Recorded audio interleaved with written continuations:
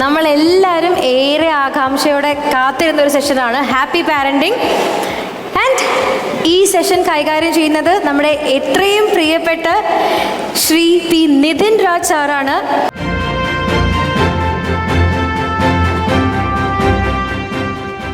Shri P Nithin Raj IPS. ഏറ്റവും സ്നേഹത്തോടെ നല്ലൊരു കൈയുടെയോടെ നമുക്ക് സാറിനെ വേദിയിലേക്ക് സ്വാഗതം ചെയ്യാം.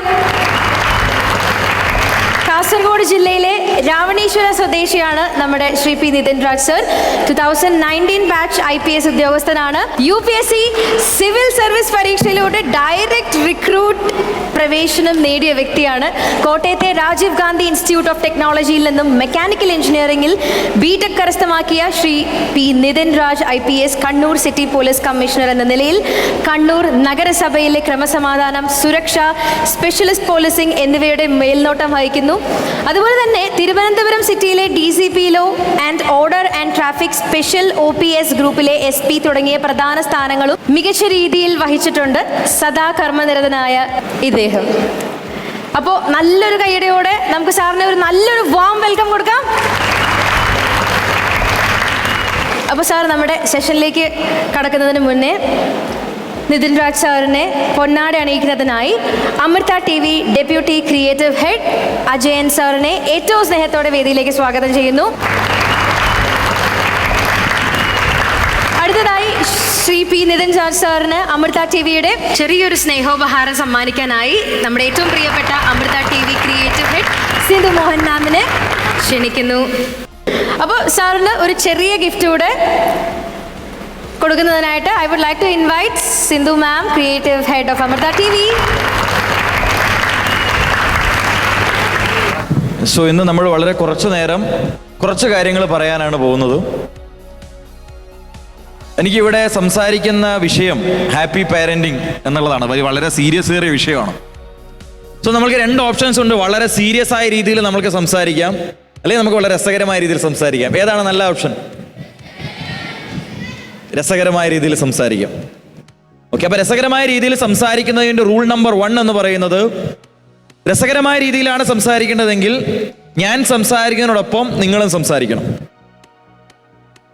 അങ്ങനെ നിങ്ങളെ സംസാരിപ്പിക്കാൻ എനിക്ക് 2 ഓപ്ഷൻസ് ഉണ്ട്. ഓപ്ഷൻ നമ്പർ 1, ഞാൻ നിങ്ങളോട് ചോദ്യം ചോദിക്കാം. ഓപ്ഷൻ നമ്പർ 2, നിങ്ങൾക്ക് എന്നോട് ചോദ്യം ചോദിക്കാം. Option number 1 or 2? 1 ഉം 2 ഉണ്ട്. അപ്പോൾ നമുക്ക് മിക്സ് ചെയ്ത് പോവാം. ഓക്കെ, സോ എൻ്റെ ആദ്യത്തെ ചോദ്യം, നമ്മൾ ഹാപ്പി പാരൻറ്റിങ് എന്ന് പറയുന്ന ഭാഗത്തേക്ക് നമുക്ക് വരാം. അതിനു മുമ്പ് ഇപ്പോൾ ഇവിടെ ഞാൻ മനസ്സിലാക്കുന്നത് 6ാം ക്ലാസ് മുതൽ 12ാം ക്ലാസ് വരെയുള്ള ആൾക്കാരാണ് ഇന്ന് ഈ ക്യാമ്പ് അറ്റൻഡ് ചെയ്യുന്നത്. ഏറ്റവും കൂടുതൽ ഇവിടെയുള്ളത് 6ാം ക്ലാസ്സുകാരാണോ? 6ാം ക്ലാസ്സിൽ മാത്രം ഒന്ന് ശബ്ദം ഉണ്ടാക്കിയേ. യെസ്. 6ാം ക്ലാസ്സുകാരുടെ എണ്ണം കുറവാണോ? 7ാം ക്ലാസ്സുകാരൊന്ന് യെസ് എന്ന് ശബ്ദം ഉണ്ടാക്കിയേ. 6ാം ക്ലാസ്സുകാർ മാത്രം ഒന്ന് ശബ്ദം ഉണ്ടാക്കിയേ. 1 2 യെസ് എന്ന് മാത്രമേ ഉള്ളൂ. 8ാം ക്ലാസ്സുകാരുടെ ശബ്ദം ഒന്ന് വരട്ടെ. 9ാം ക്ലാസ്, 10ാം ക്ലാസ്. 10ാം ക്ലാസ്സിന്റെ റിസൾട്ട് ടൈം ആയതുകൊണ്ട് അവരുടെ സ്ട്രെങ്ത് ഇവിടെ കുറവാണ്. അപ്പോൾ അവരെ ഈ രീതിയിൽ ചോദിക്കുന്നത് ശരിയല്ലാത്തത് കൊണ്ട് +1, +2. ഓക്കെ, അപ്പോൾ mark goes to first prize goes to 7th class standard and second prize goes to 8th standard. Anyway, എന്തായാലും ഇതിന് വേറെ പ്രൈസ് ഒന്നുമില്ല, ജസ്റ്റ് കൈയടി മാത്രമേ ഉള്ളൂ. സോ നമ്മളുടെ ആദ്യത്തെ ചോദ്യം, ഒരു വിദ്യാർത്ഥി ആരായിരിക്കണം? നിങ്ങളെല്ലാവരും സ്റ്റുഡൻസ് ആണ്. നമ്മളെല്ലാവരും സ്കൂളിൽ പോകുന്ന, കാര്യങ്ങൾ മനസ്സിലാക്കുന്ന, പഠിക്കുന്ന ആൾക്കാരാണ്. സോ എൻ്റെ ആദ്യത്തെ ചോദ്യം, ഒരു വിദ്യാർത്ഥി ആരായി തീരണം എന്നുള്ളതാണ്. അവരുടെ ഇഷ്ടത്തിൽ പോകണം. നമുക്കതിലേക്ക് വരാം. അവരുടെ ഇഷ്ടത്തിൽ വിടണോ? ഇതാണ് നമ്മുടെ ചോദ്യം. യെസ്, നന്നായി പഠിക്കുന്ന ഒരാളായിരിക്കണം വിദ്യാർത്ഥി. അടുത്തത്, അറിവ് നേടുന്ന ആളായിരിക്കണം, നല്ല ടാലന്റ് ഉള്ള ആളായിരിക്കണം, ബഹുമാനമുള്ള ആൾക്കാരായിരിക്കണം. അല്ലെ, ഇത് മുതിർന്ന ആൾക്കാരെ ബഹുമാനിക്കുന്ന ആളായിരിക്കണം. അങ്ങനെയല്ല ഉദ്ദേശിച്ചത്. വായനയുള്ള ആളായിരിക്കണം, ഫ്രണ്ട്ലി ആയിരിക്കണം. അപ്പൊ ഞാൻ ഇതിനെല്ലാം സമ്മറൈസ് ചെയ്തുകൊണ്ട് ഒരു വിദ്യാർത്ഥി ആരായിരിക്കണം എന്നുള്ളതിന് എനിക്ക് തോന്നുന്ന ഒരു ഉത്തരം, ഒരു വിദ്യാർത്ഥി എന്ന് പറയുന്നത് നല്ല ചോദ്യങ്ങൾ ചോദിക്കുന്ന ഒരാളായിരിക്കണം എന്നുള്ളതാണ്.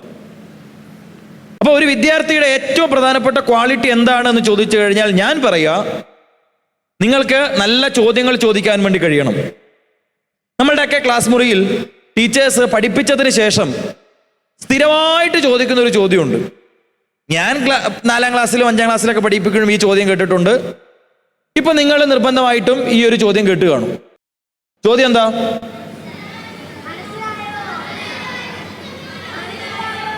മനസ്സിലായോ എന്ന് ചോദിക്കാറുണ്ട്. എന്തെങ്കിലും സംശയം ഉണ്ടോ എന്ന് ചോദിക്കാറുണ്ട്. അപ്പൊ ഈ ചോദ്യം ചോദിക്കുമ്പോൾ നിങ്ങൾ എന്താ ഉത്തരം പറയാറുള്ളത്? മനസ്സിലായോ എന്ന് നിങ്ങളോട് നിങ്ങളുടെ രക്ഷിതാക്കൾ, നിങ്ങളുടെ പ്രിയപ്പെട്ട ആൾക്കാർ, നിങ്ങളുടെ പ്രിയപ്പെട്ട അധ്യാപകൻ കുട്ടികളെ നിങ്ങൾക്ക് പഠിപ്പിച്ച കാര്യങ്ങളൊക്കെ മനസ്സിലായിട്ടുണ്ടോ എന്ന് ചോദിക്കുമ്പോൾ നമ്മൾ പറയാറുള്ള ഉത്തരം എന്താണ്? എത്ര പേര് മനസ്സിലായി എന്ന് ഉത്തരം പറയാറുണ്ട്? Raise your hands. Okay, hands down. എത്ര പേര് ശരിക്കും മനസ്സിലായത് കൊണ്ട് മാത്രം മനസ്സിലായി എന്ന് പറഞ്ഞ കൈവെക്കാറുണ്ട്?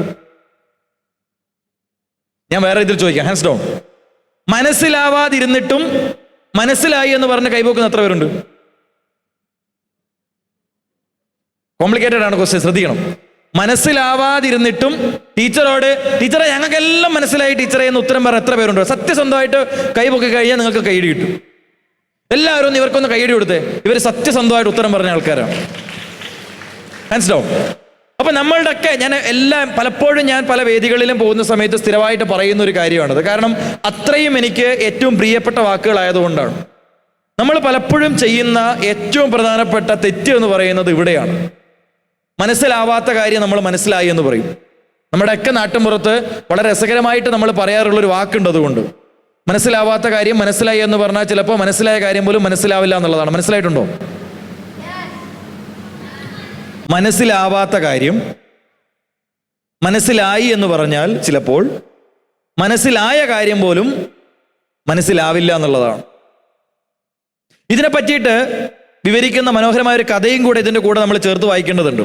നമ്മുടെ എല്ലാവരുടെയും ഇന്ത്യയുടെ ഏറ്റവും ആരാധ്യനായിട്ടുള്ള മുൻ രാഷ്ട്രപതി APJ അബ്ദുൽ കലാമിൻ്റെ ഏറ്റവും മനോഹരമായിട്ടുള്ള ആത്മകഥ എത്ര പേര് വായിച്ചിട്ടുണ്ട്?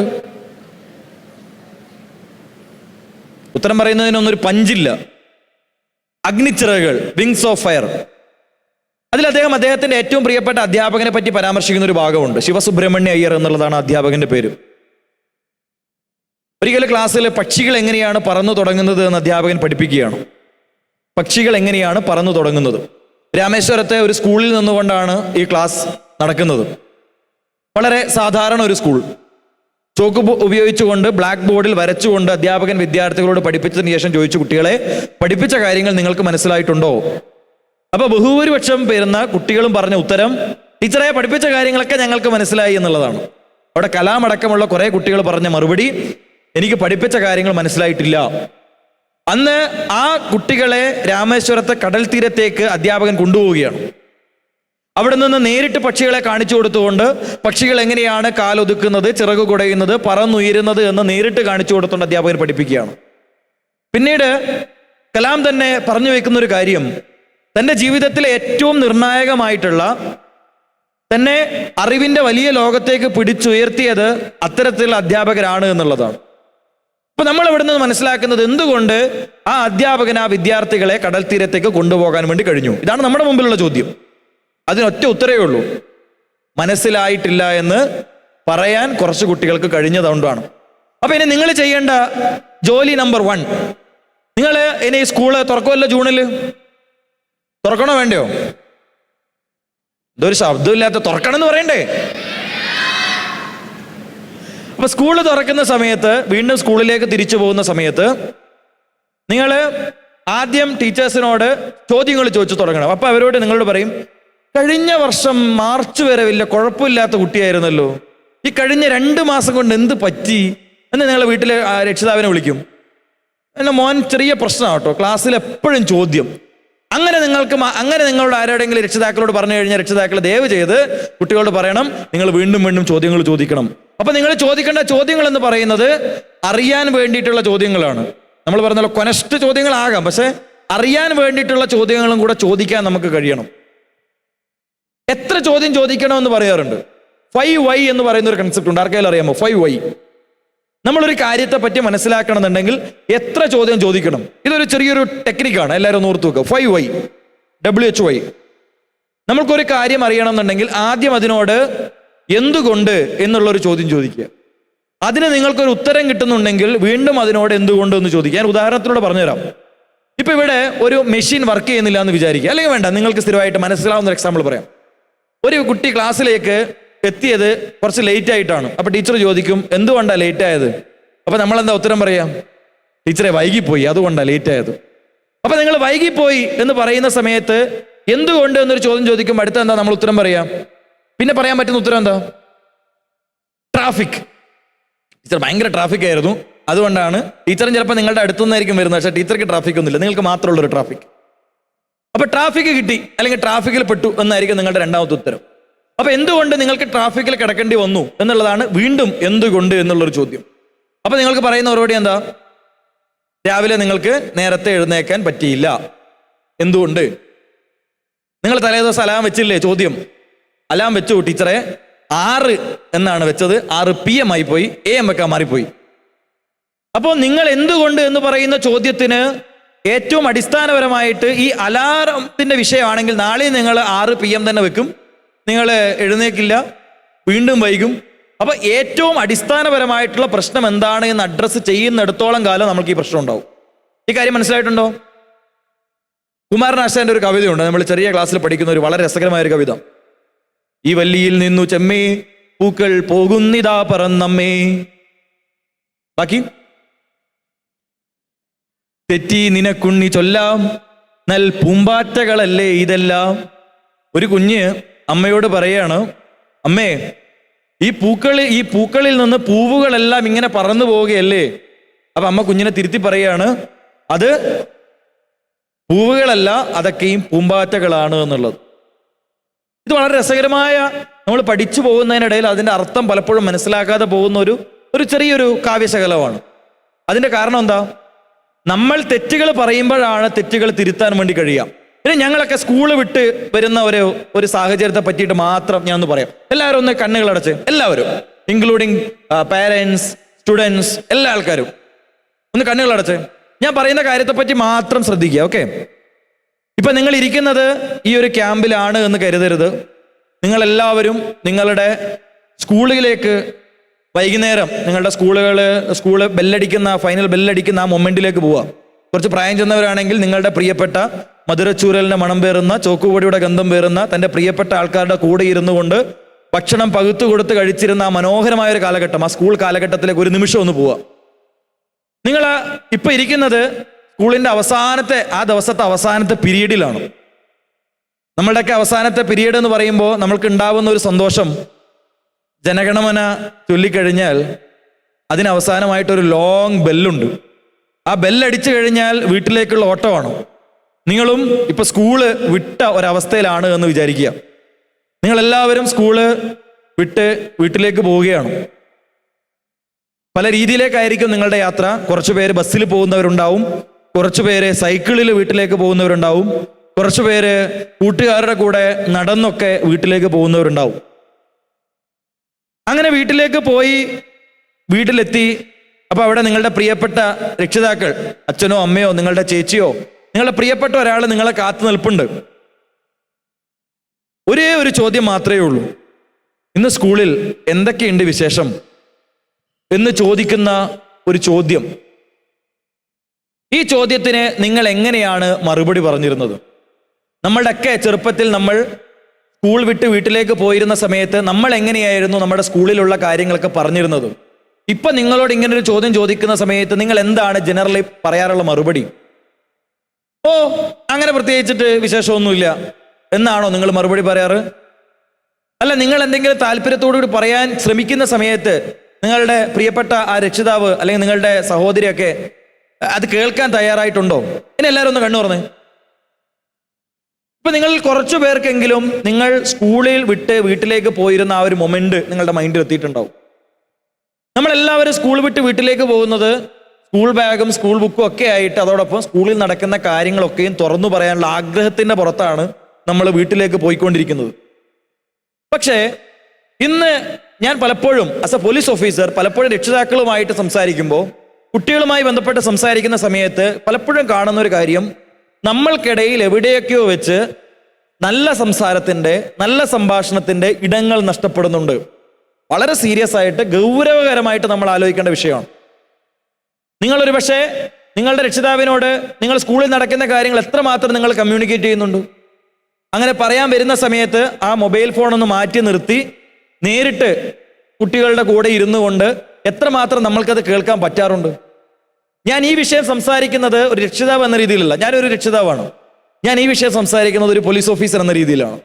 കാരണം പലപ്പോഴും കുട്ടികളുമായി ബന്ധപ്പെട്ടിട്ടുള്ള പലവിധങ്ങളായിട്ടുള്ള വിഷയങ്ങൾ സംസാരിക്കുന്ന സമയത്ത് ഞങ്ങൾ കാണുന്ന ഏറ്റവും പ്രധാനപ്പെട്ട ഒരു വിഷയം, നമ്മളുടെ കുട്ടികളുടെ പലവിധങ്ങളായിട്ടുള്ള വിഷയങ്ങൾ അവർക്ക് ആ വിഷയത്തിൻ്റെ ഏറ്റവും ആദ്യത്തെ ഘട്ടത്തിൽ തന്നെ സംസാരിക്കാനുള്ള ഒരു സ്പേസ് പലപ്പോഴും നഷ്ടപ്പെട്ടു പോകുന്നു എന്നുള്ളത് വളരെ ഗൗരവമേറിയ രീതിയിൽ നമ്മൾ സംസാരിക്കേണ്ടുന്ന കാര്യമാണ്.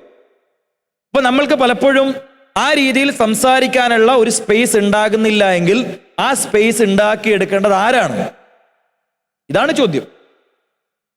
സ്കൂൾ വിട്ട് വീട്ടിലേക്ക് വരുന്ന സമയത്ത് ഒന്നും സംസാരിക്കാനില്ല, സ്കൂളിലെ കാര്യങ്ങൾ ഒന്നും പറയാനില്ല എന്നൊക്കെ പറഞ്ഞു പോകുന്ന സമയത്ത് അതല്ല, നമുക്ക് കുറച്ച് കാര്യങ്ങൾ അങ്ങോട്ടും ഇങ്ങോട്ടും പറഞ്ഞ് എന്ത് ചെറിയ കാര്യങ്ങൾ ഉണ്ടെങ്കിലും സംസാരിക്കാൻ പറ്റുന്ന രീതിയിലേക്ക് നമ്മളുടെ കുട്ടികളെ ചേർത്ത് പഠിക്കേണ്ട ഉത്തരവാദിത്വം അത് രക്ഷിതാക്കൾക്ക് തന്നെയാണ്. നമ്മളുടെ സ്കൂളിലേക്ക് വരുന്ന സമയത്ത് നമ്മൾ പല കാര്യങ്ങൾക്കും യെസ് പറയാറുണ്ട്, അല്ലേ? ഒരുപാട് കാര്യങ്ങൾക്ക് യെസ് എന്ന് നമ്മൾ പറയാറുണ്ട്, ഒരുപാട് യെസ് എന്ന് നമ്മൾ ഉത്തരം പറയാറുണ്ട്. യെസ് എന്ന് പറയുന്നതിനോടൊപ്പം തന്നെ ഏറ്റവും പ്രധാനപ്പെട്ട ഒരു വാക്കാണ് നോ എന്നുള്ളത്. നോ എന്ന് പറയുന്നത് വളരെ പവർഫുള്ളാണ്.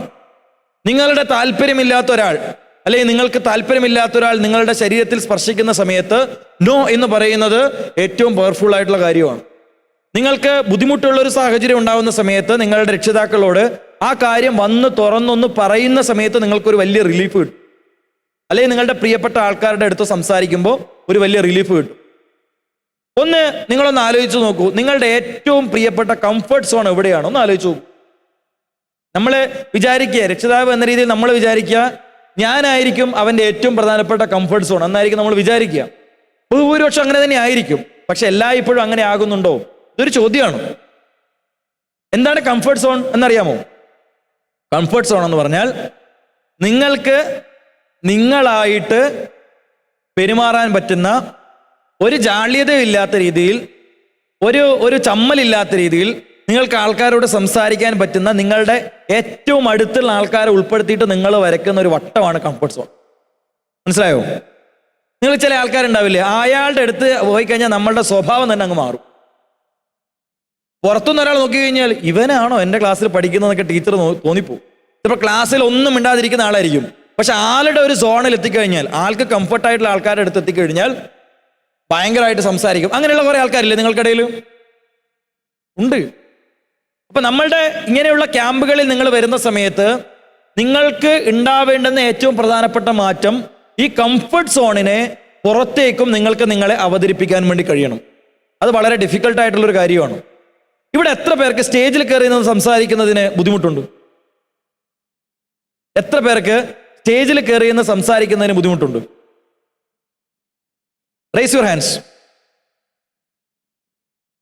എത്ര പേർക്കേ ബുദ്ധിമുട്ടുള്ളൂ? ബാക്കി എല്ലാവർക്കും സ്റ്റേജിൽ. അങ്ങനെയാണെങ്കിൽ ഞാൻ ഇവിടെ നിങ്ങൾക്ക് ഒരു എക്സ്റ്റംപോർ നടത്താം. ഞാൻ നിങ്ങൾക്കൊരു വിഷയം തരാം, നിങ്ങൾ അതിനെ പറ്റിയിട്ട് നല്ല വാക്ചാരിത്വത്തോടു കൂടി ഏറ്റവും അനർഘനിർഗളമായിട്ട് നിങ്ങൾക്ക് സംസാരിക്കാൻ പറ്റുന്ന ഒരു വിഷയം തന്നു കഴിഞ്ഞാൽ അതിനെ പറ്റിയിട്ട് ഏത് നിമിഷം പറ്റിയിട്ട് ഏത് വിഷയത്തെ പറ്റിയിട്ടാണെങ്കിലും സംസാരിക്കാൻ പറ്റുന്ന കോൺഫിഡൻസ് ഉള്ള ബാക്കി ആൾക്കാരെ ഞാനിവിടെ വിളിക്കട്ടെ. അപ്പൊ നമ്മളിൽ പല ആൾക്കാർക്കുമുള്ള, ഇപ്പോൾ എനിക്ക് തോന്നുന്നൊരു 7-8 പേര് മാത്രമേ കൈ ഉയർത്തിയിട്ടുള്ളൂ. അപ്പൊ ബാക്കി നിങ്ങൾക്ക് എല്ലാവർക്കും സ്റ്റേജ് ഫിയർ ഇല്ല എന്ന് പറയുന്നത് വളരെ വളരെ നല്ല കാര്യമാണ്. അപ്പൊ നിങ്ങൾക്ക് ഏറ്റവും ആദ്യം ഉണ്ടാവേണ്ടുന്ന ഒരു കോൺഫിഡൻസ് എന്തായിരിക്കണം എന്ന് വെച്ച് കഴിഞ്ഞാൽ, ഞാൻ പറയാ, നിങ്ങൾക്ക് സ്റ്റേജിൽ നിന്ന് സംസാരിക്കാനുള്ള കോൺഫിഡൻസ് ഉണ്ടാവണം. സ്റ്റേജിൽ നിന്ന് സംസാരിക്കാനുള്ള കോൺഫിഡൻസ് ഉണ്ടാവുന്നതിന്റെ ട്രിക്ക് എന്താണെന്ന് അറിയാമോ? സ്റ്റേജിൽ നിന്ന് സംസാരിക്കാൻ പേടിയില്ലാത്തവരല്ലേ ഇവിടെ ബഹുഭൂരിപക്ഷം ഉള്ളത്? എന്താണ് സ്റ്റേജിൽ നിന്ന് സംസാരിക്കുന്നതിന്റെ ട്രിക്ക്? ഭയങ്കര ട്രിക്കാണ്. ഇത് ആരും പറഞ്ഞു തരില്ല, ഈ രീതിയിൽ ആരും പറഞ്ഞു തരില്ല. വേറെ രീതിയിലേക്ക് ആൾക്കാർ പറയും, നിങ്ങൾ വളരെ കോൺഫിഡൻ്റ് ആയിട്ട് കണ്ണാടിയിൽ നോക്കി സംസാരിച്ചുകൊണ്ട് വേണം സ്റ്റേജിലേക്ക് പോകാൻ എന്നൊക്കെ നമ്മൾ പറയും. നമ്മളോട് ഒരു സെൽഫ് ഹിപ്നോട്ടൈസ് എന്ന രീതിയിലൊക്കെ നമ്മൾ പറയാറുണ്ട്. സ്റ്റേജിൽ നിന്ന് സംസാരിക്കാനുള്ള ധൈര്യം എങ്ങനെ കിട്ടും? ഇതാണ് ചോദ്യം. കണ്ണും പൂട്ടി പറയുക, എപ്പോഴും നമുക്ക് കണ്ണുമുട്ടി പറയാൻ പറ്റില്ലല്ലോ. കുറച്ച് കഴിയുമ്പോൾ കണ്ണു തുറന്ന് നോക്കണം. ഞാൻ ഇവിടെ വന്നിട്ട് ആദ്യം മുതൽ തന്നെ കണ്ണും പൂട്ടിയിട്ട് പറഞ്ഞു കഴിഞ്ഞാൽ നിങ്ങൾക്ക് ഇഷ്ടപ്പെടുമോ? നമ്മൾ സംസാരിച്ചാൽ മാത്രം പോരാ, അത് കേൾക്കാനും ആൾക്കാരുണ്ടാവണം. ചെറുപ്പത്തിൽ പ്രാക്ടീസ് ചെയ്യാം. ഞാൻ അതിലേക്ക് വരാം. കുറെ പ്രാവശ്യം സ്റ്റേജിലേക്ക് കയറണം. അതൊരു നല്ല പോയിന്റാണ്. രണ്ട് ഭാഗവും കറക്റ്റാണ്. സ്റ്റേജിൽ കയറി നിന്ന് ഏറ്റവും കോൺഫിഡൻസോടുകൂടി സംസാരിക്കാനുള്ള ട്രിക്ക് വളരെ വളരെ സിമ്പിൾ ട്രിക്കാണ്, പക്ഷെ ഭയങ്കര പവർഫുൾ ട്രിക്കാണ്. സ്റ്റേജിൽ കയറി, ഇപ്പൊ പേടിയുള്ള ഒരാൾക്കാണ് ഞാൻ പറയുന്നത്. സ്റ്റേജിൽ കയറി ഇന്ന് പേടിയുള്ള ഒരാൾക്ക്, സ്റ്റേജിൽ കയറണമെന്ന് ആഗ്രഹിക്കുന്ന ഒരാൾക്ക്, സ്റ്റേജിൽ കയറി ഇന്ന് സംസാരിക്കണമെന്ന് വിചാരിക്കുന്ന ഒരാൾക്ക് സ്റ്റേജിൽ കയറാനുള്ള ടൂൾ എന്ന് പറയുന്നത് സ്റ്റേജിൽ കയറി നാണം കെടാനുള്ള ധൈര്യം ഉണ്ടാവുക എന്നുള്ളതാണ്. മനസ്സിലായോ? ഞാൻ വേറെ ഇതിൽ പറഞ്ഞുതരാം. മിക്കവാറും ആൾക്കാർ സ്റ്റേജിൽ കയറി നിന്ന് വളരെ മോശപ്പെട്ട അനുഭവം ഉണ്ടായിട്ട് തന്നെയാണ് സ്റ്റേജ് ഫിയർ മാറ്റിയിട്ടുള്ളത്.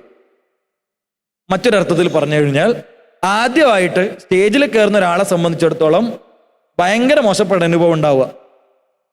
ഇനി സത്യസന്ധമായിട്ട് ഉത്തരം പറയണം. ആദ്യമായിട്ട് സ്റ്റേജിൽ പോകുമ്പോൾ പേടി ഉണ്ടായിരുന്നു എന്ന് തുറന്നു പറയുന്ന എത്ര പേരുണ്ട് ഇവിടെ? ഒന്ന് കൈവയ്ക്കും. എനിക്ക് ആദ്യമായിട്ട് സ്റ്റേജിൽ പോകുന്ന സമയത്ത് പേടി ഉണ്ടായിരുന്നു. എല്ലാവരും ഒന്ന് ചുറ്റിലും നോക്കിയേ നമ്പർ എത്ര വലുതാണെന്നുള്ളത്. Hands down.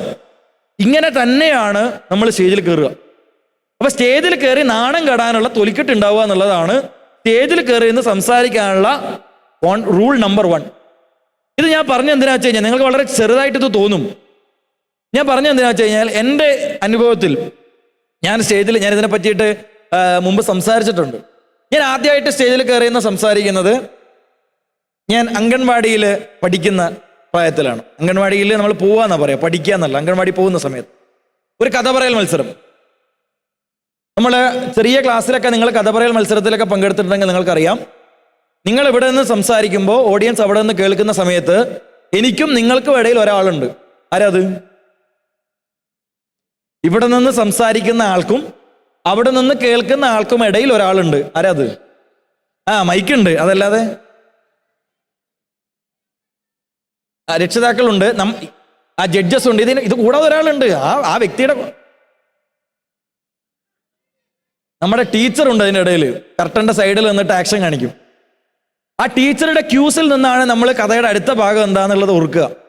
പിന്നെ ആംഗ്യപ്പാട്ടാണെന്നുണ്ടെങ്കിൽ അടുത്ത ആക്ഷൻ സോങ് ആണെങ്കിൽ അടുത്ത ആക്ഷൻ ടീച്ചർ അവിടെ നിന്ന് തന്നാൽ നമ്മൾ ഇങ്ങനെ ആയിരിക്കും നോക്കുക, അല്ലേ? നമ്മൾ അങ്ങോട്ട് നോക്കിയിട്ടായിരിക്കും നമ്മൾ സ്റ്റേജിൽ നിന്നിട്ട് സംസാരിക്കാം. അപ്പൊ ഞാനിങ്ങനെ കഥ പറഞ്ഞു തുടങ്ങി കുറച്ചായ സമയത്ത് എൻ്റെ ടീച്ചർ ഒരാൾ വിളിച്ചുകൊണ്ട് പോയി. അപ്പൊ ഞാൻ നോക്കുമ്പോൾ ടീച്ചർ ഇല്ല എന്ന് പറഞ്ഞാൽ പിന്നെ കഥയില്ല എന്ന് പറഞ്ഞാൽ ആൾക്കാർ ചിരിക്കും, ഞാൻ കരയും, കർട്ടൻ വീഴും, ഇനി സ്റ്റേജിലേക്കേ ഇല്ല എന്ന് പറഞ്ഞിട്ട് നമ്മൾ അവിടെ നിന്ന് ഇറങ്ങും. ഇതായിരുന്നു എൻ്റെ ആദ്യത്തെ സ്റ്റേജ് അനുഭവം. പിന്നീട് ഞാൻ സ്റ്റേജിലേക്ക് കയറുന്നത് 2ാം ക്ലാസ്സിൽ പഠിക്കുമ്പോഴാണ്. 2ാം ക്ലാസ്സിൽ നമ്മൾക്ക് പ്രസംഗ മത്സരം പങ്കെടുക്കാറുണ്ടോ? നമ്മൾക്ക് വിഷയമൊക്കെ 2-3 ആഴ്ച മുമ്പേ തരും. 2-3 ആഴ്ച മുമ്പേ തരും. അപ്പൊ എൻ്റെ ആദ്യത്തെ പ്രസംഗ മത്സരത്തിലുള്ള എൻ്റെ വിജയം എന്ന് പറയുന്നത് എനിക്കൊരു 3rd പ്രൈസ് കിട്ടി. First time. ഒരു ക്ലാപ്പൊക്കെ ചെയ്യല്ലേ? അപ്പോൾ ആദ്യത്തെ പ്രസംഗ മത്സരത്തിന് 3ാം സ്ഥാനം കിട്ടിയപ്പോൾ ഞാനും ഇതുപോലെ ഭയങ്കര കയ്യടിയൊക്കെ ആയിട്ട് സ്വന്തമായിട്ടൊക്കെ കൈയടിച്ച് വളരെ സൂപ്പറാണ്, ടോപ്പാണെന്നൊക്കെ വിചാരിച്ചിരുന്നത്. പിന്നീട് ഒരു കാലത്ത് പിന്നീടാണ് ഞാൻ മനസ്സിലാക്കിയത് ആ പരിപാടിയിൽ 3 ആളെ പങ്കെടുത്തിട്ടുള്ളൂ. അപ്പൊ 3 ആള് പങ്കെടുത്താലും 3ാം സ്ഥാനം കിട്ടുക എന്ന് പറയുന്നത് ചെറിയ കാര്യമല്ല. കാരണം പങ്കെടുക്കണം, എന്നാലേ 3ാം സ്ഥാനം കിട്ടുള്ളൂ. അപ്പൊ നമ്മളെല്ലാവരും സ്റ്റേജിലേക്ക് കയറുന്ന ആദ്യത്തെ അനുഭവം എന്ന് പറയുന്നത് അത്ര നല്ല അനുഭവമൊന്നും ആയിരിക്കില്ല. ഞാനിത് പറയാനുണ്ടായിരുന്ന കാരണം, നിങ്ങൾക്ക് എപ്പോൾ സ്റ്റേജിൽ കയറണം എന്നുണ്ടെങ്കിലും ഈ ഒരു പേടി ഉണ്ടാവും. അപ്പൊ ഏറ്റവും നല്ലത് എന്താ? നിങ്ങൾ ചെറിയ ക്ലാസ്സിൽ പഠിക്കുമ്പോൾ, അല്ലെങ്കിൽ ഇപ്പൊ നിങ്ങൾ ഏത് ക്ലാസ്സിലാണോ പഠിക്കുന്നത് ആ ക്ലാസ്സിൽ നാണം കിട്ടുള്ളൂ. അല്ലെങ്കിൽ ആ ക്ലാസ്സിൽ വെച്ചിട്ട് 1-2 തവണ ഈ അനുഭവം ഉണ്ടാവുള്ളൂ. 3ാം തവണ നിങ്ങൾ എക്സ്പീരിയൻസ്ഡ് ആയിട്ടുള്ള ആളായിട്ടാണ് സ്റ്റേജിൽ കയറുന്നത്. പലപ്പോഴും നമ്മൾ പറയാറുള്ള വളരെ ബ്യൂട്ടിഫുൾ ആയിട്ടുള്ള ഒരു കോട്ട്, എൻ്റെ പ്രിയപ്പെട്ട അനുജന്മാരും അനുജത്തിമാരും എല്ലായ്പ്പോഴും ഓർക്കേണ്ട ഒരു കോട്ടാണത്. എല്ലായ്പ്പോഴും ഓർത്തു വെക്കേണ്ട ഒരു വാക്കാണത്. Best day was yesterday, the second best day is today. ഏറ്റവും മനോഹരമായിട്ടുള്ള ദിവസം, ഒരു കാര്യം തുടങ്ങുന്നതിന് വേണ്ടിയിട്ട് ഏറ്റവും മനോഹരമായിട്ടുള്ള ദിവസം എന്ന് പറയുന്നത് ഇന്നലെയായിരുന്നു. 2ാമത്തെ ഏറ്റവും മികച്ച ദിവസം എന്ന് പറയുന്നത് ഇന്നാണ്. മനസ്സിലായിട്ടുണ്ടോ? ഭയങ്കര ബ്യൂട്ടിഫുൾ ആയിട്ടുള്ളൊരു കാര്യമാണ്. അപ്പൊ നമ്മൾ ചെയ്യേണ്ട കാര്യം, ഇനി നിങ്ങൾ പലപ്പോഴും സ്കൂളിൽ പഠിക്കുന്ന സമയത്ത് നിങ്ങൾ എല്ലാവരും കേൾക്കാൻ സാധ്യതയുള്ള $1 million ക്വസ്റ്റ്യൻ, നിങ്ങൾക്ക് ആരായി തീരണം? ഈ ചോദ്യം കേൾക്കാറില്ലേ? ഈ ചോദ്യം ചോദിക്കാൻ വേണ്ടിയിട്ട് പലപ്പോഴും നമ്മുടെയൊക്കെ ക്ലാസ്സിൽ ടീച്ചേഴ്സൊക്കെ ഈ ചോദ്യം ചോദിക്കുമ്പോൾ ഒരറ്റത്തൊന്ന് ചോദിക്കും, കുട്ടികളെ നിങ്ങൾക്ക് ആരായി തരണം? അപ്പോൾ ഒരാൾ പറയും എനിക്ക് പട്ടാളത്തിൽ ചേരണം. പിന്നെ ആ ബെഞ്ച് മൊത്തം പട്ടാളത്തിലായിരിക്കും. അപ്പോൾ ഒരാൾ പറയും എനിക്ക് ഒരു ഡോക്ടർ ആവണം. പിന്നെ ആ റോ മൊത്തം ഡോക്ടറായിരിക്കും. അപ്പൊ ഇങ്ങനെ നമ്മൾ പല ക്ലാസ്സുകളിൽ പല രീതികളിൽ നമ്മൾ ഉത്തരം പറയാറുണ്ട്. ഇവിടെ വളരെ ചർച്ച ചെയ്യപ്പെടുന്ന ഒരു വിഷയമാണ്, നമ്മുടെ രക്ഷിതാക്കൾക്ക് കുട്ടികളുമായി ബന്ധപ്പെട്ടിട്ട് ഒരു ആഗ്രഹം ഉണ്ടാവും. കുട്ടികൾ ഇന്നതായി തീരണം അല്ലെങ്കിൽ ഇന്നതാക്കണം എന്നുള്ള ഒരു ആഗ്രഹം ഉണ്ടാവും. കുട്ടികൾക്ക് വേറൊരു ആഗ്രഹം ഉണ്ടാവും. പിന്നെ ഞാൻ ഈ ക്വസ്റ്റ്യൻ കുട്ടികളോട് ചോദിക്കാം. നിങ്ങളൊരു കാര്യം ആഗ്രഹിക്കുന്നു, നിങ്ങളുടെ രക്ഷിതാവ് നിങ്ങളെ വേറെ ഒരു തലത്തിൽ വേറൊരു കാര്യമായി മാറാൻ ആഗ്രഹിക്കുന്നു. കുട്ടികളോട് മാത്രമാണ് ഈ ചോദ്യം. ഇവിടെ ആരുടെ ആഗ്രഹത്തിനാണ് പ്രാധാന്യം കൊടുക്കേണ്ടത്? എല്ലാവരും ഒറ്റ തലത്തിൽ ഉത്തരം പറഞ്ഞു. അപ്പൊ ആര് പറഞ്ഞെന്ന് കേൾക്കില്ല. Okay, ready? 1 2 3 ഗോ.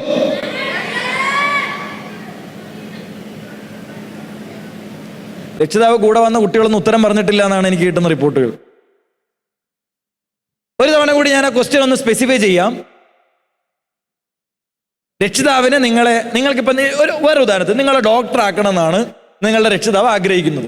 നിങ്ങൾക്കാണെങ്കിൽ ഡോക്ടർ വേണ്ട. ഇങ്ങനെ ഒരു സന്ദർഭത്തിൽ രക്ഷിതാവ് പറയുന്നതാണോ പ്രധാനം, അല്ല കുട്ടികൾ തന്നെ സെലക്ട് ചെയ്യുന്നതാണോ പ്രധാനം? ഞാൻ ഈ ചോദ്യം രക്ഷിതാക്കളോട് ചോദിക്കാം. എത്ര രക്ഷിതാവ് ഉത്തരം പറയുന്നത് എനിക്കറിയില്ല. എന്നാലും നിങ്ങളോടും ഇതേ ടോണിൽ ഞാൻ ചോദിക്കാം. നിങ്ങൾക്ക് നിങ്ങളുടെ കുട്ടികളെ ഒരു തരത്തിലേക്ക് വളരണമെന്ന് നിങ്ങൾ ആഗ്രഹിക്കുന്നു, പക്ഷെ നിങ്ങളുടെ കുട്ടി അതിനോട് അത്ര ഒരു ആഭിമുഖ്യം പുലർത്തുന്നില്ല നിലവിൽ. അപ്പോൾ നിങ്ങളുടെ കുട്ടിയുടെ ആഗ്രഹത്തിനനുസരിച്ച് മുന്നോട്ട് പോകണോ, അല്ല നിങ്ങളുടെ ആഗ്രഹത്തിനനുസരിച്ച് മുന്നോട്ട് പോകണോ? ഞങ്ങളുടെ കൂടെ എന്നത് വേറെ. അതാരാ പറഞ്ഞത്? ഇത് വളരെ വളരെ കോംപ്ലിക്കേറ്റഡ് ആയിട്ടുള്ള ചോദ്യമാണ്. ഇത്ര എളുപ്പത്തിൽ പറയാൻ പറ്റുന്ന കാര്യമൊന്നുമല്ല. അപ്പൊ ഇതിനുള്ള ഉത്തരം എന്താണെന്ന് ചോദിച്ചു കഴിഞ്ഞാൽ എനിക്ക് തോന്നിയിട്ടുള്ള ഉത്തരം വളരെ സിമ്പിളാണ്. എനിക്ക് തോന്നിയിട്ടുള്ള ഉത്തരം, കുട്ടികളുമായിട്ട് നല്ല ആശയവിനിമയം നടത്തുന്ന രക്ഷിതാക്കളെ സംബന്ധിച്ചിടത്തോളം ഈ ചോദ്യത്തിന് 2 ഉത്തരം ഉണ്ടാവാറില്ല എന്നുള്ളതാണ് ഞാൻ എൻ്റെ അനുഭവത്തിൽ നിന്ന് കണ്ടിട്ടുള്ള കാര്യം. കുട്ടികളുമായിട്ട് നിരന്തരമായിട്ട് നല്ല സൗഹാർദ്ദ അന്തരീക്ഷമുള്ള, കുട്ടികളുമായിട്ട് നിരന്തരമായിട്ട് സമ്പർക്കത്തിൽ ഏർപ്പെടുന്ന ഒരു സുഹൃത്തിനെ പോലെ കാര്യങ്ങൾ വന്ന് പറയാൻ പറ്റുന്ന രക്ഷിതാക്കളെ സംബന്ധിച്ചിടത്തോളം തൻ്റെ കുട്ടിയുടെ ആഗ്രഹവും രക്ഷിതാവിൻ്റെ ആഗ്രഹവും പലപ്പോഴും രണ്ടായിട്ട് നിൽക്കാറില്ല എന്നുള്ളതാണ്. ഞാൻ 2ാം ക്ലാസ്സിൽ പഠിക്കുന്ന സമയത്ത് എന്നോട് ഇങ്ങനൊരു ചോദ്യം ചോദിക്കുന്ന സമയത്ത് ഞാൻ പറഞ്ഞ ഉത്തരം എനിക്കൊരു പൈലറ്റ് ആവണമെന്നായിരുന്നു. 4ാം ക്ലാസ്സിൽ പോയ സമയത്ത് ഞാൻ പറഞ്ഞു എനിക്കൊരു ജേർണലിസ്റ്റ് ആയി തീരണം. 7ാം ക്ലാസ്സിൽ പോയ സമയത്ത് ഞാൻ പറഞ്ഞു എനിക്കൊരു ആക്ടറായി മാറണം. അങ്ങനെ +2 എത്തിയ സമയത്താണ് ഞാൻ വിചാരിച്ചത് എന്നാ വേണ്ട ഒരു സിവിൽ സർവൻ്റായി മാറാം. അങ്ങനെയാണ് ഞാൻ ഇവിടെ എത്തിയത്. അപ്പോൾ നിങ്ങൾ പോകുന്ന വഴികളിൽ ഒരുപാട് പല രീതികളിലുള്ള ആൾക്കാരെ കാണും. അപ്പൊ നമ്മൾ രക്ഷിതാവ് എന്ന രീതിയിൽ നമ്മൾക്ക് ചെയ്യാൻ പറ്റുന്ന ഒരു കാര്യം, ഇന്ന് നമ്മൾക്ക് വളരെയധികം കണക്റ്റീവ് ആയിട്ടുള്ളൊരു സ്പേസ് ആണ്. നിങ്ങൾക്ക് ആര് വേണമെങ്കിലും ഏത് ഫീൽഡിലുള്ള ആൾക്കാരെ വേണമെങ്കിലും കണക്ട് ചെയ്യാൻ പറ്റുന്ന ഒരു സ്പേസ് ഇന്ന് നിലവിലുണ്ട്. അപ്പൊ അത്തരത്തിലുള്ള ആൾക്കാരെയും അത്തരത്തിലുള്ള സാഹചര്യങ്ങൾക്കും എക്സ്പോഷർ കൊടുക്കുക എന്നുള്ളതാണ് നമുക്ക് ചെയ്യാൻ പറ്റുന്ന ഒരു പ്രധാനപ്പെട്ട കാര്യം. അത്തരത്തിലുള്ള ആൾക്കാരുമായി സംസാരിപ്പിക്കുക, എന്ത് മേഖലയാണെങ്കിൽ ആ മേഖലയിൽ എക്സ്പോഷർ കിട്ടുന്ന രീതിയിലേക്ക്. കാരണം കുട്ടികൾ എന്ന രീതിയിൽ നമ്മുടെ അനുഭവങ്ങൾ രൂപപ്പെടുന്ന എങ്ങനെയാണ്, നമ്മുടെ താല്പര്യങ്ങൾ രൂപപ്പെടുന്ന എങ്ങനെയാണ്, നമ്മൾ കാണുന്ന കാര്യങ്ങളിലാണ്, അല്ലേ? ഇപ്പം ഇന്ന് നിങ്ങൾ ഇവിടുന്ന് പോകുമ്പോൾ കുറച്ച് ആൾക്കാർ ചിലപ്പോൾ പറയും എനിക്കൊരു IPS ഓഫീസറായി മാറണം. അല്ലെങ്കിൽ കുറച്ച് പേര് വേറെ ഒരു സെഷൻസ് കഴിഞ്ഞിട്ടുണ്ടെങ്കിൽ കഴിഞ്ഞാൽ നിങ്ങൾ ഒരു മാജിക് സെഷൻ ഉണ്ടായിരുന്നോ? ഇവിടെ മാജിക് ഉണ്ടായിരുന്നോ ഇല്ലയോ? ഞാൻ മാജിക്കിനെ ഭയങ്കര ഇഷ്ടപ്പെടുന്ന ഒരാളാണ്. എനിക്ക് ഒരു മജീഷ്യൻ ആവണമെന്ന് ഭയങ്കര ആഗ്രഹമായിരുന്നു. അപ്പൊ നമ്മൾ എന്താണോ നമ്മളുടെ ആഗ്രഹം എന്ന് പറയുന്നത്, ആ ആഗ്രഹത്തിനോടൊപ്പം അവരെ അത്തരത്തിലുള്ള മേഖലകളിലേക്കുള്ള എക്സ്പോഷർ കൊടുക്കുക എന്നുള്ളതാണ് രക്ഷിതാവ് എന്ന രീതിയിൽ നമ്മൾക്ക് ചെയ്യാൻ പറ്റുന്ന ഒരു കാര്യം. Then let them learn. അവരവരുടെ ഇഷ്ടമുള്ള കാര്യങ്ങൾ പഠിക്കട്ടെ. എനിക്ക് ലൈഫിൽ ഏറ്റവും സിഗ്നിഫിക്കൻ്റ് ആയിട്ട് തോന്നിയൊരു കാര്യം, ഒരു കാര്യം നമ്മൾക്ക് പഠിക്കണമെന്ന് തോന്നിക്കഴിഞ്ഞാൽ അതിന് സപ്പോർട്ട് ചെയ്യുന്ന ഒരു സിസ്റ്റത്തിലൂടെയാണ് ഞാൻ വളർന്നു വന്നത്. ചില കാര്യങ്ങൾ നമ്മൾക്ക് പണ്ട് വളരെ ഫേമസ് ആയിട്ടുള്ളൊരു ഡയലോഗ് ഉണ്ടായിരുന്നല്ലോ, ചില പോലത്തെ റെഡിയാവും, ചില പോലത്തെ റെഡിയാവില്ല, അല്ലേ?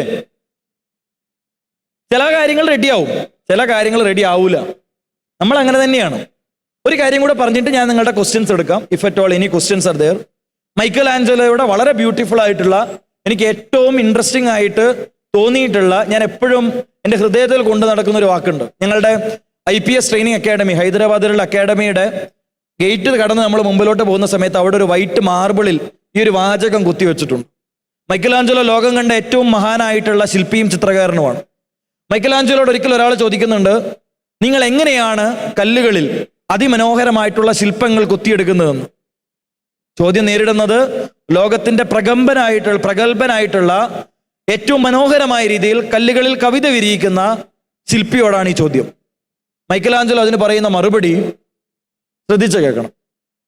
മൈക്കലാഞ്ചലോ അതിന് പറയുന്ന മറുപടി, ഞാൻ കല്ലുകളിൽ അതിമനോഹരമായിട്ടുള്ള ശില്പങ്ങൾ കൊത്തിയെടുക്കുകയല്ല ചെയ്യുന്നത്, മറിച്ച് എല്ലാ കല്ലുകളിലും അതിമനോഹരമായിട്ടുള്ള ശില്പങ്ങൾ ഉണ്ട് എന്ന തിരിച്ചറിവിൽ അനാവശ്യമായ ഭാഗങ്ങളെ അതിൽ നിന്ന് അടർത്തി മാറ്റുകയാണ് ഞാൻ ചെയ്യുന്നത്.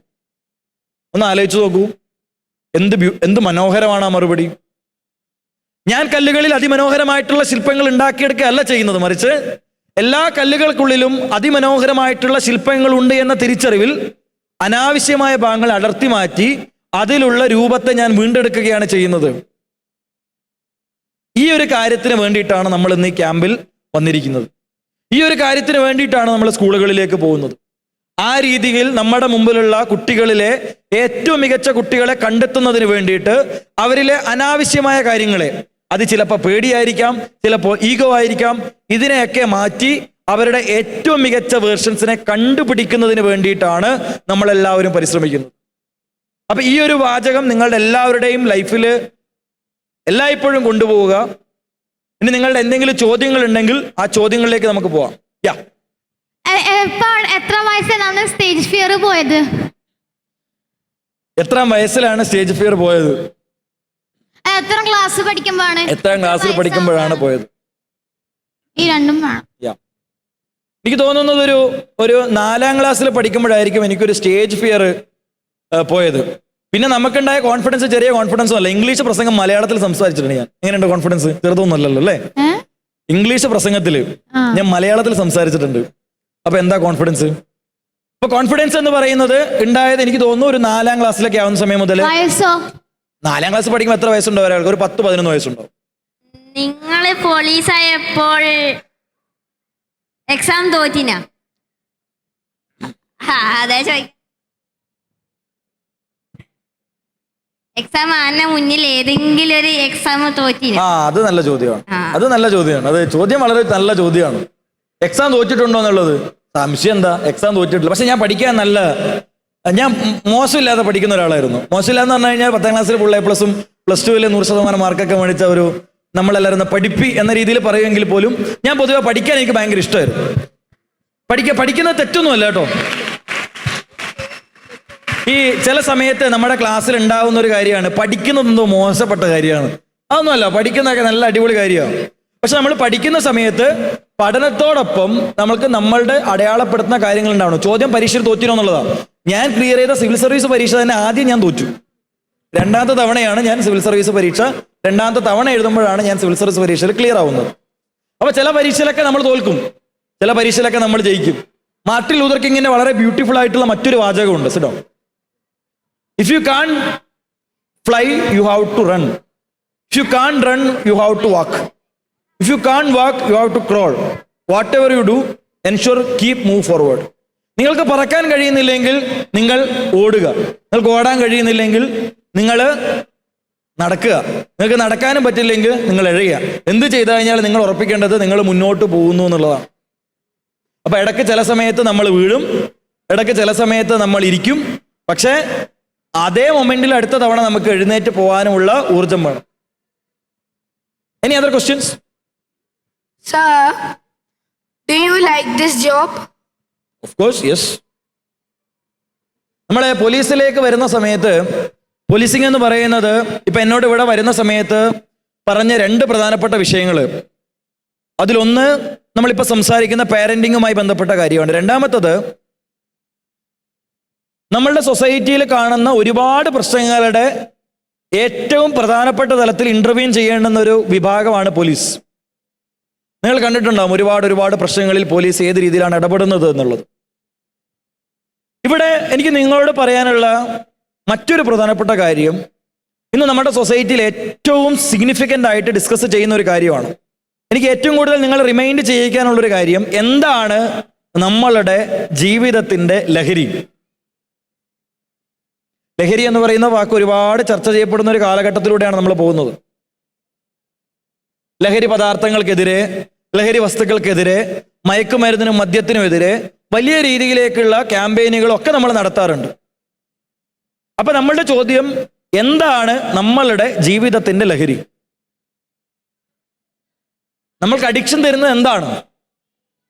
നമുക്ക് അഡിക്ഷൻ തരുന്ന ഒരുപാട് കാര്യങ്ങളുണ്ട്. ഡിജിറ്റൽ അഡിക്ഷൻ, ഒരുപക്ഷെ ഞങ്ങളുടെ കുട്ടിക്കാലത്ത് ഞങ്ങൾക്ക് ഉണ്ടാവാതിരുന്ന ഒരു വലിയ പ്രശ്നം, അല്ലെങ്കിൽ ഇവിടുത്തെ രക്ഷിതാക്കൾ നിങ്ങളുടെ കുട്ടിക്കാലത്ത് നമ്മളൊന്നും സ്വപ്നേപി നിരൂപിക്കാത്ത ഒരു പ്രശ്നം നമ്മളുടെ കുട്ടികൾ അഭിമുഖീകരിക്കുന്നുണ്ടെങ്കിൽ അതിൻ്റെ ഏറ്റവും പ്രധാനപ്പെട്ട ഒരു കാരണങ്ങളിൽ ഒന്ന് ഡിജിറ്റൽ അഡിക്ഷൻ തന്നെയാണ്.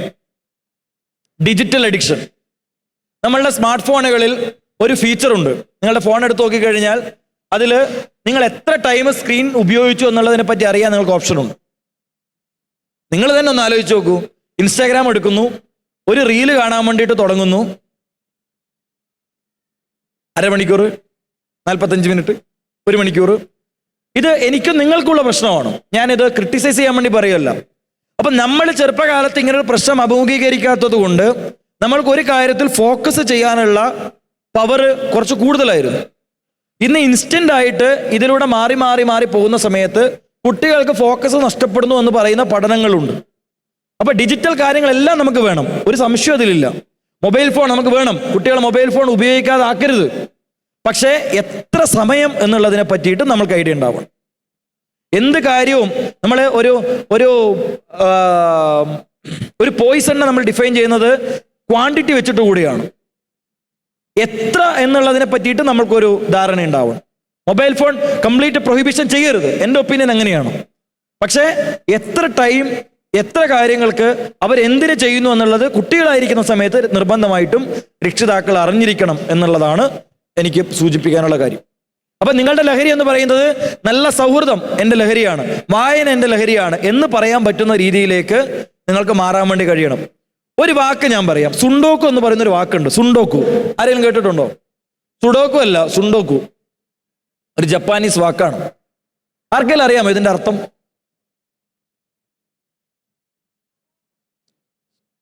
സഡാക്കോ അല്ല, അത് കൊക്കല്ലേ, ഞാനും പഠിച്ചിട്ടുണ്ട്, അതല്ല. സുണ്ടോക്കു എന്ന് പറയുന്ന ഒരു വാക്കുണ്ട്. ആർക്കെങ്കിലും അറിയാമോ? സുണ്ടോക്കു എന്ന് പറയുന്ന ജപ്പാനീസ് വാക്കിന്റെ അർത്ഥം, മൊബൈൽ ഫോണിൽ പിന്നീട് ഒന്ന് പോയി ഒന്ന് വായിച്ചു നോക്കണം. ഞാൻ ഇതിന്റെ ഡെഫിനിഷൻ എന്താണെന്ന് പറയാം. ആ വാക്കിന്റെ നിങ്ങളുമായിട്ട് കണക്ട് ചെയ്യാൻ പറ്റുന്നുണ്ടോ നോക്കിയാൽ മതി.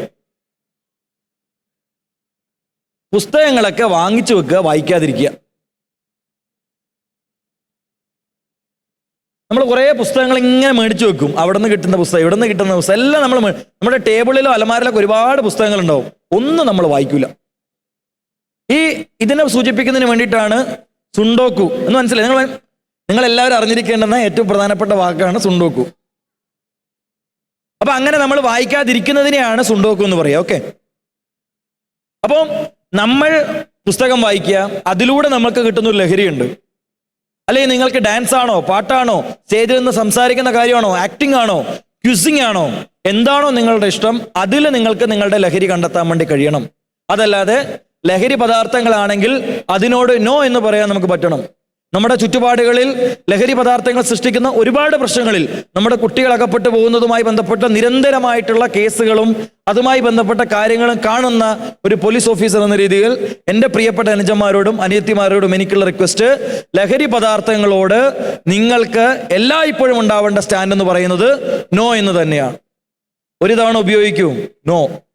ഇത് അടിപൊളിയാണ്, നോ. നമ്മുടെ കൂട്ടത്തിൽ കൂടണമെങ്കിൽ നീയും ഇത് വേണം.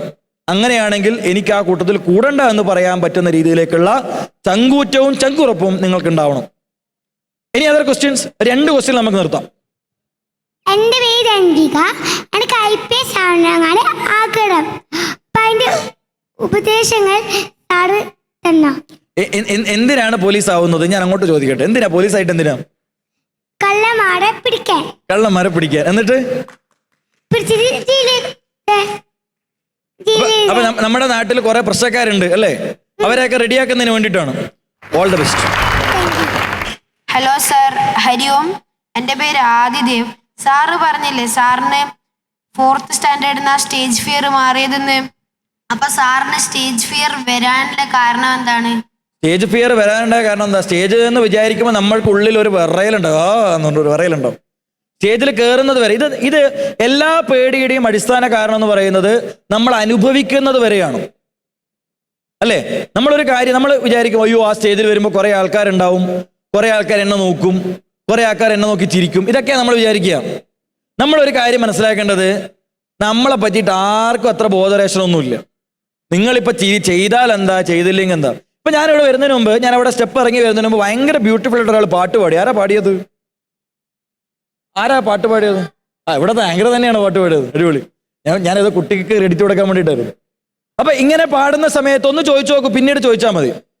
ആദ്യമൊക്കെ സ്റ്റേജിൽ കയറുന്ന സമയത്ത് നല്ല കൈയടി കിട്ടിയിട്ടുണ്ടോ? അല്ലെങ്കിൽ ആദ്യ സ്റ്റേജിൽ കയറുന്ന സമയത്ത് പങ്കെടുത്ത എല്ലാ പരിപാടിക്കും അവാർഡ് കിട്ടിയിട്ടുണ്ടോ? ഉണ്ടാവില്ല. ചില പരിപാടിയിൽ നമ്മൾ നന്നായി പാടിയെന്ന് നമ്മൾ വിചാരിക്കും, ചിലപ്പോൾ അവാർഡ് ഉണ്ടാവില്ല. ചില സമയത്ത് നമുക്ക് പാടാൻ അവസരം കിട്ടിയിട്ടുണ്ടാവില്ല. ചിലപ്പോൾ നന്നായി വേറെ ആൾക്കാർ പാടിക്കഴിഞ്ഞാൽ അവർക്കായിരിക്കും ചിലപ്പോൾ. ഇതൊക്കെ സ്വാഭാവികമാണ്. പക്ഷെ പേടി ഉണ്ടാവുന്നതിൻ്റെ കാരണം എന്ന് പറഞ്ഞു കഴിഞ്ഞാൽ നമ്മൾ അഭിമുഖീകരിക്കുന്നതിന് മുമ്പേ നമ്മൾ അതിനെപ്പറ്റി ഇമാജിനേഷൻ ചെയ്തിട്ടുണ്ടാവുന്നതാണ്. പേടി മാറ്റാനുള്ള വഴി അതിലൂടെ കടന്നു പോവുക എന്നുള്ളതാണ്. യെസ്, 2 ക്വസ്റ്റ്യൻ, ഒന്ന് അവിടെ ഒന്ന് ഇവിടെ. രണ്ടുപേരുടെയും ക്വസ്റ്റ്യൻ ഒന്നിച്ചെടുത്തിട്ട് ഞാൻ ഉത്തരം പറയാം. അവിടെ മൈക്ക് ആദ്യം കൊടുക്കും. Hello, sir. Hi. So, I'm Amir Sunil, and I would like to ask, we all know that life is impeccable and people are impeccable. So, I would like to ask you, we all have failures at some point, right? And then we look around and we see absolutely nothing.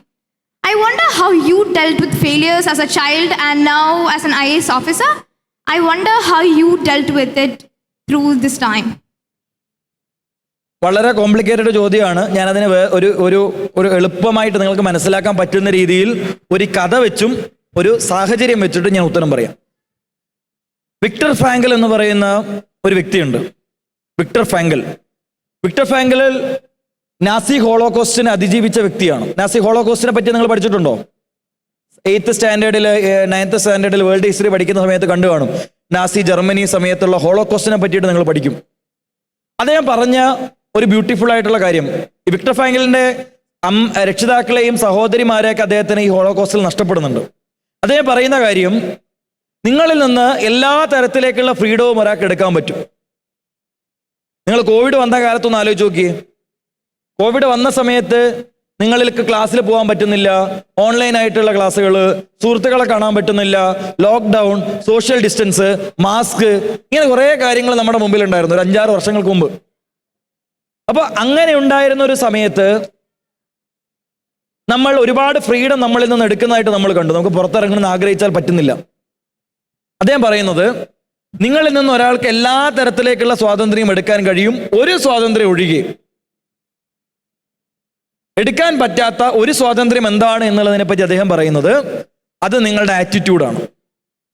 ഒരു given set of സർക്കംസ്റ്റാൻസസിൽ നിങ്ങൾ എങ്ങനെ പെരുമാറുന്നു, അതിനെ നിങ്ങൾ എങ്ങനെ നോക്കിക്കാണുന്നു എന്ന് പറയുന്നത് ഒരിക്കലും നിങ്ങളിൽ നിന്ന് എടുക്കാൻ പറ്റാത്ത ഏറ്റവും പ്രധാനപ്പെട്ട ഒരു കാര്യമായിട്ടാണ് അദ്ദേഹം പറയുന്നത്.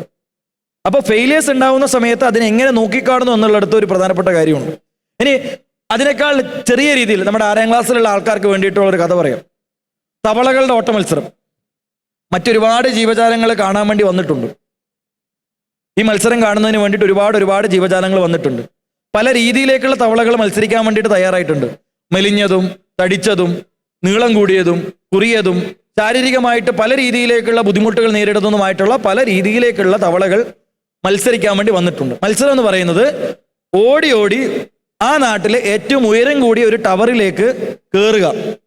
ഇതാണ് മത്സരം. അവിടെ എത്തുന്ന ആൾ ആരാണോ അയാളാണ് വിജയി. മത്സരം തുടങ്ങുന്ന സമയത്ത് ഒരുപാട് പേര് കൈയടിക്കാനും കമന്റ്സ് പറയാനും ചുറ്റിലും കൂടി നിൽപ്പുണ്ട്. മത്സരം തുടങ്ങുകയാണ്. On your mark 1 2 3. മത്സരം തുടങ്ങി. തവളകളൊക്കെ ചാടി പോവാണ്. അവർ ടവറിൻ്റെ അടുത്തേക്കൊക്കെ പോവാണ്. കുറേ തവളകളൊക്കെ ഇടയ്ക്ക് വെച്ച് നിർത്തി. ഇതിന്റെ ഫിനിഷിംഗ് പോയിന്റിലേക്ക് നോക്കുമ്പോൾ നമ്മൾ കാണുന്നത് ആദ്യമൊക്കെ ആരും വിജയിക്കില്ല എന്ന് കരുതിയ ഒരാളാണ് ഇതിന്റെ ഫിനിഷിംഗ് പോയിന്റിൽ വിജയിക്കുന്നത്. വളരെ ശാരീരികമായിട്ട് ഒരുപാട് അവശതകൾ ഉണ്ടായിരുന്ന ഒരു തവളയാണ് അവസാനം ഈ മത്സരത്തിന്റെ വിജയി. അപ്പൊ എല്ലാവരും ഭയങ്കര ക്യൂരിയസ് ആയി, എങ്ങനെയാണ് ഈ തവള വിജയിച്ചത്? അല്ലെങ്കിൽ ആരും വിജയിക്കില്ല എന്ന് കരുതിയെടുത്ത് നിന്ന് ഈ തവളയ്ക്ക് മാത്രം എന്തുകൊണ്ട് വിജയിക്കാൻ പറ്റി? ഭയങ്കര അത്ഭുതമായി. പിന്നെ നമ്മുടെ നാട്ടിൽ നിങ്ങൾക്ക് അറിയാലോ, ഒരാൾ ജയിച്ചു കഴിഞ്ഞാൽ ഉടനെ വരും, ചാനലുകാരെല്ലാം വരും, ഇന്റർവ്യൂ, എല്ലാ ചാനലുകാരും വന്നു, ഭയങ്കര എല്ലാവരും അവരുടെ ബൈറ്റ്സ് എടുക്കുന്നു.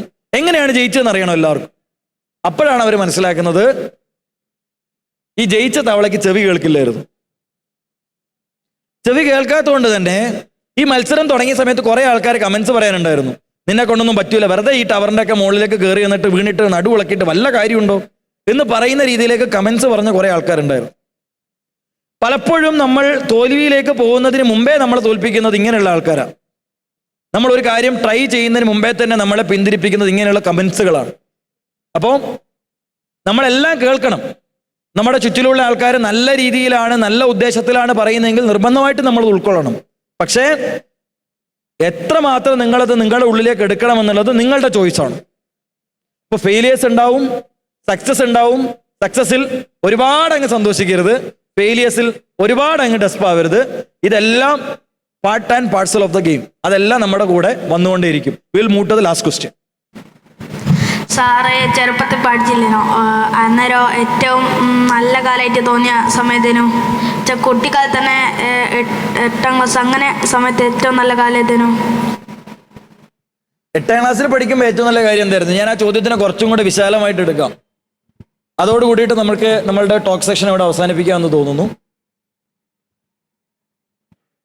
കുട്ടികളോട് സാധാരണ ചോദിക്കാറുള്ള ഒരു ചോദ്യം, നേരത്തെ ഞാൻ പറഞ്ഞതുപോലെ നിങ്ങൾക്ക് ആരായി തീരണം എന്ന് പറയുന്ന ഒരു ചോദ്യത്തിന് നമ്മൾ മറുപടി പറയാറുള്ളത് പോലെ, കുട്ടികൾ പലപ്പോഴും അവരുടെ കളികളുടെയൊക്കെ ഒരു സ്വഭാവം നമ്മൾ അന്വേഷിക്കുമ്പോൾ, കളിയെന്ന് പറയുന്നത് ഞാൻ ഉദ്ദേശിക്കുന്നത് പബ്ജിയോ സാധനമൊന്നുമല്ല, നമ്മളുടെ വീട്ടിൽ നമ്മളുടേതായിട്ടുള്ള ഒരു സ്പേസിൽ മുറിയിലൊക്കെ പോയി മുണ്ടെടുത്ത് മീശ വരച്ച് സാരി ഉടുത്ത് കഞ്ഞിയും കറിയും വെച്ച് കളിക്കുന്ന ഒരു കളിയില്ലേ, അത് കളിക്കാറുണ്ടോ നിങ്ങൾ?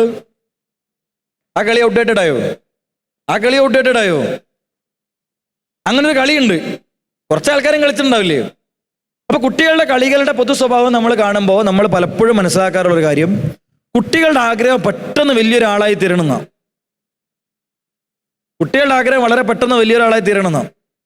പക്ഷെ ഇവിടെയുള്ള മുതിർന്ന ആൾക്കാരോട്, ഇവിടെയുള്ള നിങ്ങളുടെ രക്ഷിതാക്കളോട്, അവർക്ക് ജീവിതത്തിൽ ഏത് കാലഘട്ടത്തിലേക്ക് തിരിച്ചു പോകണമെന്ന് ചോദിച്ചാൽ അവർ പറയാൻ സാധ്യതയുള്ള ഉത്തരം പഠിച്ചിരുന്ന ക്ലാസ് മുറിയിലേക്ക്, തൻ്റെ പ്രിയപ്പെട്ട കൂട്ടുകാരൻ്റെയും കൂട്ടുകാരിയുടെയും അടുത്തേക്ക്, ഓർമ്മകൾ പങ്കുവച്ചിരുന്ന, മധുരച്ചൂരലിൻ്റെ മണം പേറുന്ന, ചോക്കുപൊടിയുടെ ഗന്ധം പേറുന്ന, പരസ്പരം ആഹാരം പകുത്തു കൊടുത്തിരുന്ന, കുസൃതി കാട്ടിയിരുന്ന ആ കാലഘട്ടത്തിലേക്ക് തിരിച്ചു പോകാൻ കഴിഞ്ഞിരുന്നെങ്കിൽ അതാണ് ജീവിതത്തിലെ ഏറ്റവും മനോഹരവും സുന്ദരവുമായിട്ട് നിമിഷം എന്നായിരിക്കും അവർ ഉത്തരം പറയുക.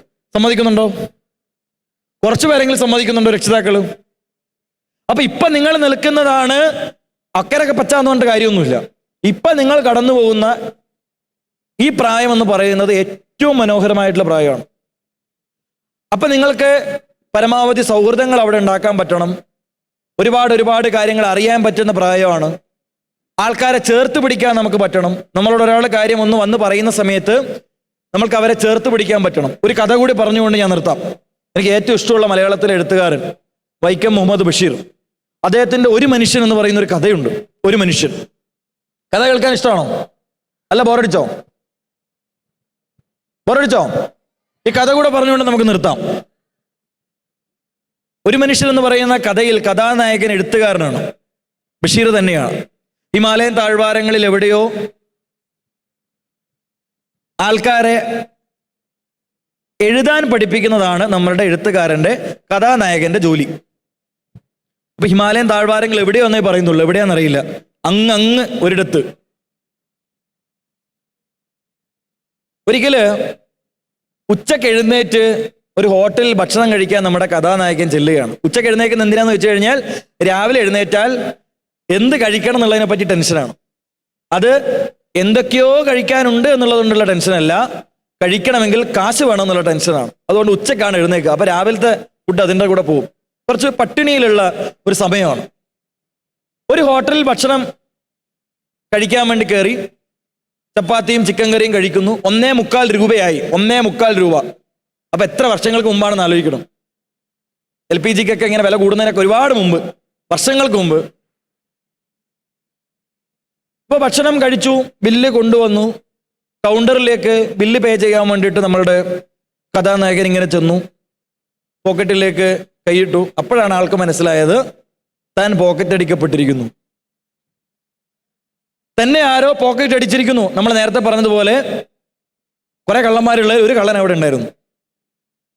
അപ്പൊ താൻ മോഷ്ടിക്കപ്പെട്ടിരിക്കുന്നു, തന്നെ ആരോ പോക്കറ്റ് അടിച്ചിരിക്കുന്നു എന്നുള്ളത് വളരെ നിസ്സഹായ അവസ്ഥയോട് കൂടിയിട്ട് അവിടുത്തെ കൗണ്ടറിൽ ഉള്ള അതിൻ്റെ മുതലാളിയോട് നമ്മളുടെ കഥാനായകൻ വന്ന് പറയുകയാണ്, എൻ്റെ പോക്കറ്റ് അടിക്കപ്പെട്ടിരിക്കുന്നു, എൻ്റെ കയ്യിൽ കാശില്ല. അപ്പോൾ നമ്മുടെ മുതലാളി എന്ത് പറയും? വിളച്ചിലൊക്കെ കയ്യിൽ വെച്ചാൽ മതി, നീ ഒരു കാര്യം ചെയ്യും, നിന്റെ കയ്യിലുള്ള വാച്ച് അവിടെ അഴിച്ചു വെച്ചേക്കുന്നു. വളരെ സങ്കടത്തോടു കൂടി നമ്മുടെ കഥാനായകൻ വാച്ച് അവിടെ അഴിച്ചു വയ്ക്കും. വാച്ച് അഴിച്ചു വെച്ചതിന് ശേഷം അവിടെയും നമ്മുടെ മുതലാളി നിർത്തുന്നില്ല. എൻ്റെ വെള്ളത്തിലൊന്നും വേണ്ട, നീ ആ കോട്ട് അഴിച്ചു വെക്കും. അപ്പം ഇത് പറയുന്ന സമയത്ത് വളരെ നിസ്സംഗതയോടുകൂടി തൻ്റെ ചുറ്റിലും കൂടി നിൽക്കുന്ന ഭക്ഷണം കഴിച്ചുകൊണ്ടിരിക്കുന്ന ആൾക്കാരുടെയൊക്കെ മുഖത്ത് നമ്മളുടെ കഥാനായകൻ നോക്കുന്നുണ്ട്. അവിടെ ബഷീർ എഴുതി വെക്കുന്നുണ്ട്, അവരെല്ലാവരും ചിരിച്ചുകൊണ്ട് അവരെല്ലാവരും ഭക്ഷണം കഴിക്കുന്നത് തുടർന്നു എന്ന് എഴുതുന്നുണ്ട്. ഒരു നിസ്സംഗതയോടുകൂടി സങ്കടത്തോടുകൂടി അയാൾ ആ കോട്ടും അവിടെ അഴിച്ചു വെച്ചു. അപ്പോഴും ഉടമസ്ഥൻ പറയുന്നത്, ഒരു കാര്യം ചെയ്യ്, നീ ഇട്ടിരിക്കുന്ന പാൻറ്റും കൂടെ അവിടെ അഴിച്ചു വെക്കൂ.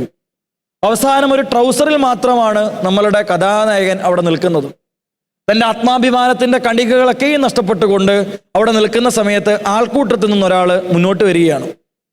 അയാൾ നല്ല ഗാംഭീര്യമുള്ള ശബ്ദത്തിൽ പറയുകയാണ് മുതലാളിയോട്, ഇയാൾ കഴിച്ചതിൻ്റെ ബില്ല് എത്രയായി? അപ്പോൾ കടക്കാരൻ ബില്ല് പറയുകയാണ്, 1.25 രൂപയായിട്ടുണ്ട്.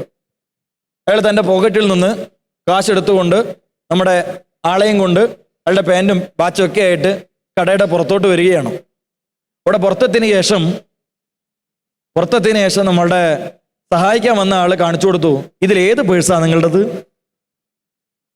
അപ്പൊ കഥയുടെ അവസാനം നമ്മൾ കാണുന്നത് എന്താ? അയാളാണ് പോക്കറ്റ് അടിച്ചത്, അയാളാണ് രക്ഷിക്കാൻ വേണ്ടി വന്നത്. അവിടെ കഥ തീരുന്ന സമയത്ത് ബഷീർ ചോദിച്ചു വെക്കുന്ന ഒരു ചോദ്യമുണ്ട്. നിങ്ങൾ അതിൽ ഏറ്റവും പ്രശ്നക്കാരനായിട്ട് കാണുന്നത് ആ കള്ളനെയാണോ?